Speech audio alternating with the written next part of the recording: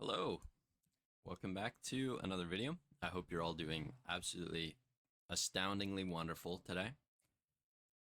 This is a little bit of a rushed video. Again, it's another Sketch and Yap, which likely you will have a Sketch and Yap next week as well, because I'm getting ready to go into my next year of college, and your boy here needs some funds for sure. So I'm working like a dog. I've been working like 50-hour weeks. So I've been hard pressed to push these illustrations and YouTube videos out for sure. Uh, Not to mention, working in a kitchen, it's a very demanding environment. It's like at least 100 degrees in there on the line every day. When you're in there, too, you go in. All right. So the kitchen that I work at, we open at 11 and we close at 9. So I go in at 10:30 and I prep and pray that the lunch service isn't busy so that we have time to prep for dinner. And if I'm lucky, when the 2 p.m. shift comes in, I take a 15-minute break, if that, if we're not too slammed. And then I work the rest of the shift through until after dinner service. So 7 more hours. And then I go sit down for 10 or 15 minutes before we close the kitchen. And that's kind of the pipeline for the day. And I'll tell you what, it's exhausting and your legs ache after. Excuse me. And I love to complain about it, but I do love it. And there's a lot of fun. There's a lot of enjoyment in the fast-paced rush of the kitchen. I think it's not for everyone. And I think it's now that I'm like talking about working in a kitchen while I'm showing these sketches that I drew at this like slow, relaxed pace, like it's very polar opposite. And I feel like looking at me drawing and my art, you wouldn't think of me as someone who works in a kitchen. I definitely put a filter on for the YouTube. You can't. I feel like you can't really work in a kitchen environment without letting some profanity out. It's kind of, they go hand in hand. So that's the weekly update for my life, I suppose. Uh, I had some very nice comments on the last video. Thank you. I try to read them all and respond to them to the best of my ability.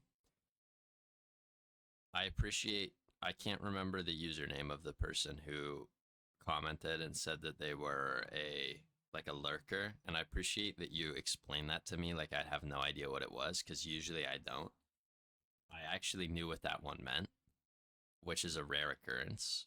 But again, thank you very much for explaining to me what you're saying, because the likelihood of me knowing is very low.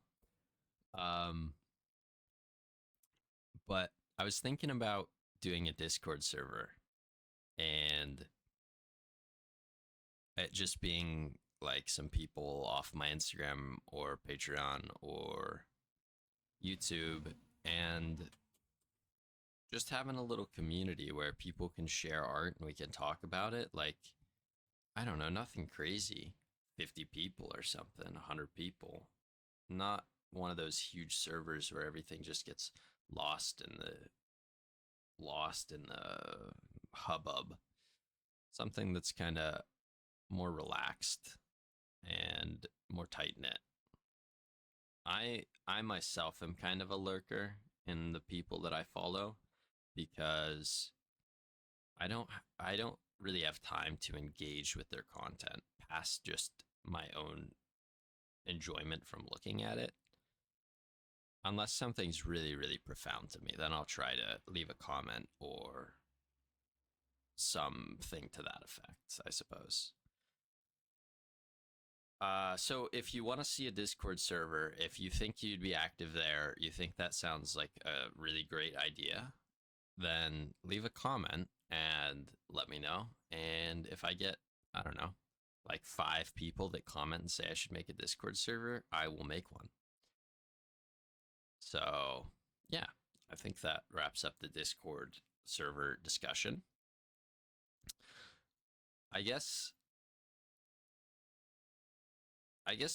those two subjects were the only things that I really had planned to talk about. So here's where the title Sketch and Yap comes in, because I'm just gonna yap and yap and yap about some random things here.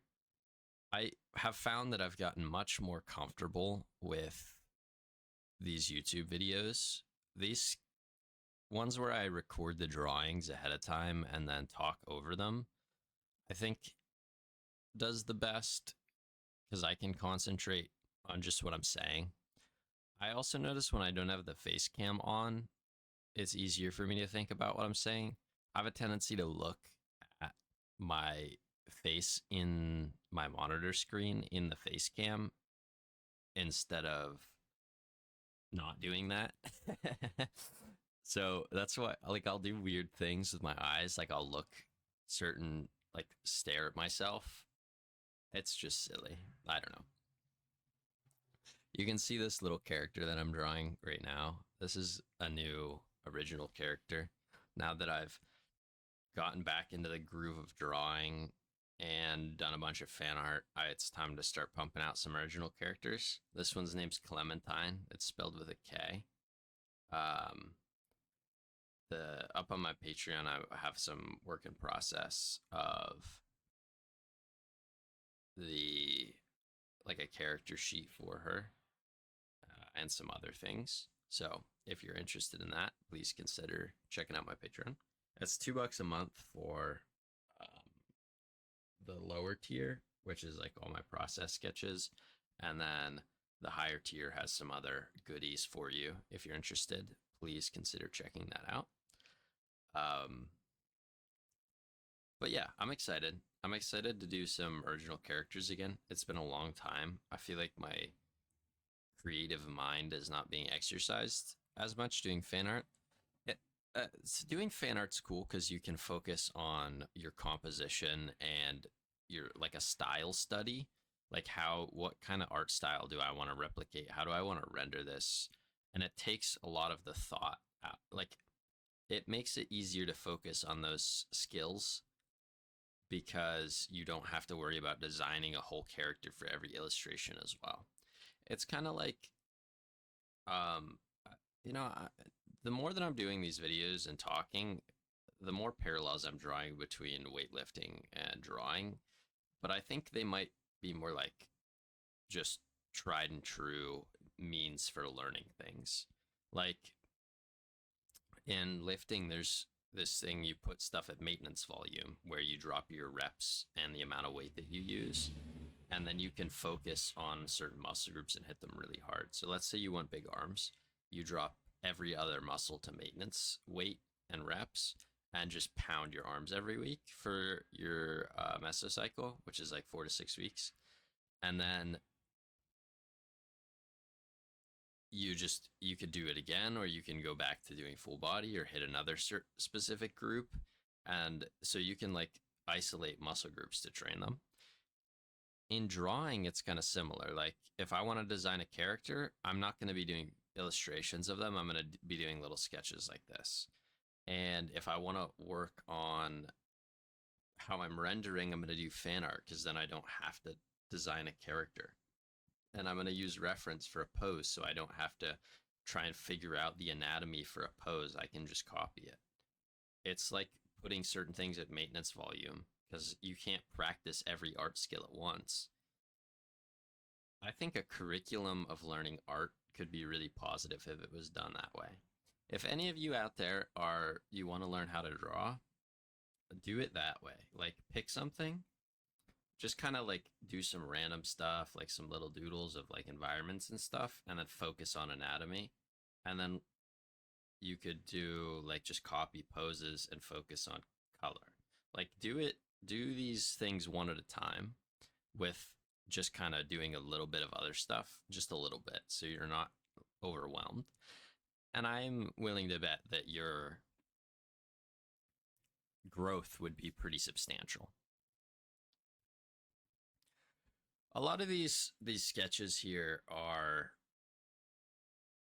I really just copy stuff off Pinterest. It's quite meditative. I think I touched on this in the last video. Like it's like a meditation. It's relaxing. It's not doesn't have the stress like doing a full illustration does. I think an important thing is not being worried about having it look good. Like if it just looks terrible and awful, it's okay. These sketchbook pages aren't meant for other people to see. They're just for you. I've been drawing more of Neki Turon's characters. Her style is just so cool. I would recommend checking her out for sure. It's it's really, it looks like a card game or like a really stylized video game. That Mercy from Overwatch in the top left, that's one of the characters in her style. You can see it's just kind of really I don't know, bubbly is not quite the right word, but it's very clear lines and very simple cell shading, but it looks so elegant. I think this drawing that I'm doing, working on right now in the video, is also one by her. I think it's one of the Psylocke skins from Marvel Rivals. Me and my coworkers, a couple. I don't play Marvel Rivals, but a couple of them do, and the skins, the Marvel Rival skins that are coming out are just insane. Like they are so lewd. It's very funny because my coworkers, well, two of them are roommates, and so they're just kind of always got some back and forth going between them. So they'll be making fun of each other about like which Marvel Rival skins they bought. And then they'll show me pictures of them because I don't know what they're talking about. It's pretty funny. Let's see. Okay, here I'm working on, this is a more a less stylized portrait, more realistic. I don't know. I used to do, when I was studying art, I did a lot of realism. Like I've done full figures in charcoal that are almost photographs, like in the nuance of their rendering, or self-portraits in the same manner. But there's no I don't think there's any expression in that. It's a demonstration of skill, and I think that is that's like what it has to offer. It's like showing how good you are at drawing and using the mediums, but it doesn't really demonstrate style or character. It's more, you can, well, if you're just doing it in the form of a study, it doesn't represent or doesn't show style, but you can definitely take a perfectly rendered portrait and find ways for it to show like some character, some style, some like grit, something with substance to it. How you do that, I couldn't tell you because that's not the kind of art that I do.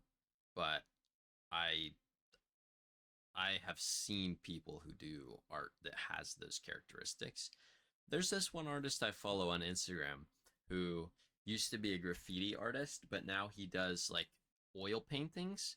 The thing is, he does like neon punk graffiti under on his canvas and then paints with the oil paints over top of that, and it shows through because he like selectively places all of his brush strokes perfectly to just show you what he's trying to paint. But in between those brush strokes, when you get up close, there's the like graffiti bright colors underneath, and it is so cool. That's an example of someone who really has like their personality, their character showing through in their art.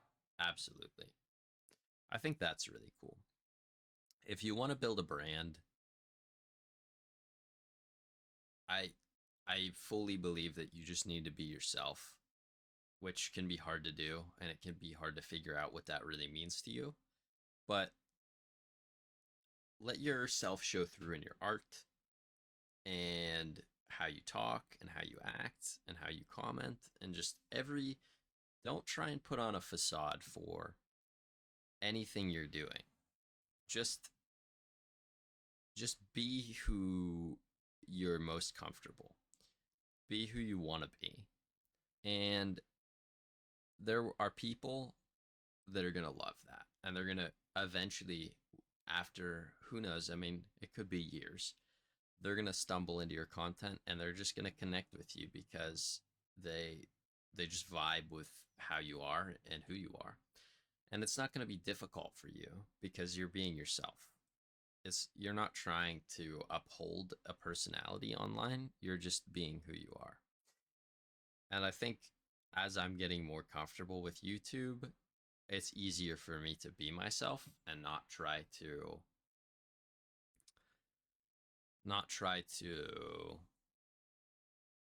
what's the word I'm looking for? Not try to like idealize, not try to magnify my seriousness and my like I don't know. I can have a tendency when it's to get kind of grim about things, like very, very deep. But it's important to be lighthearted and still talk about meaningful things. Things that are important and valuable should be just as fun as everything else. I don't think they need to be serious conversations.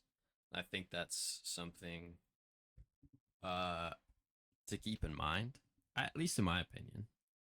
What I have a tendency to repeat myself because I'll say something and then I'll want to try and phrase it better to try and communicate it so it's more understandable. Which it would be nice if I could just say it well on the first try, but it's a little bit difficult to do that. uh, so things that are significant shouldn't have to be serious and grim to talk about. It shouldn't have to be like no smiles, like solemn. We have to talk about this. It should be lighthearted and fun like everything else is. It's important. It's an important part of life. Why shouldn't it be enjoyable?